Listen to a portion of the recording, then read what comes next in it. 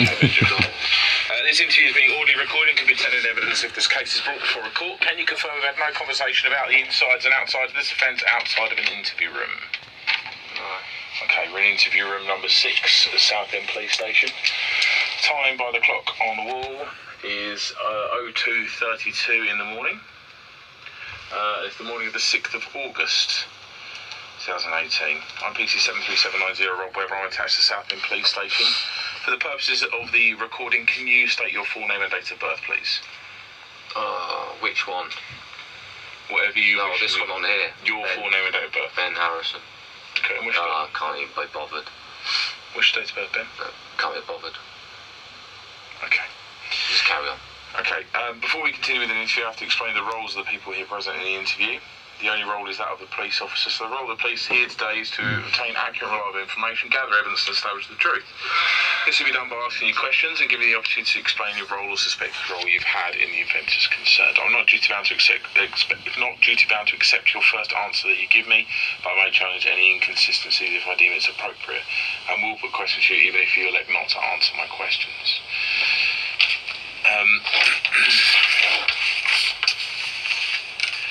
You're not represented by a solicitor at this interview. You do not have to give your reasons why, but is there any reason why you don't have an interview at a solicitor at this time? Ben? Ben? I'm asking you a question. Is there any reason why you don't have a solicitor at this time? Do you want to answer my question or not? Okay.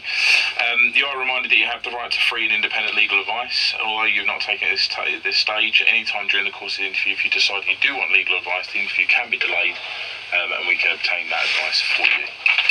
Before we continue with the interview, I have to explain some formalities.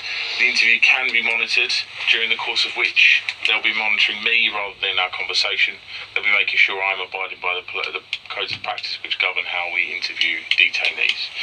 During the course of the interview, I'll be making notes. That's just so at the end of it I can clarify what we've talked about and the account in which you've given in relation to the alleged offences. Before we continue with the interview, I just have to caution you again, you don't have to say anything, but it may harm your defence to mention questions, something later on in court. Anything you do say may be given in evidence. What that means is I'm going to ask you some questions here today about the offences which have been alleged.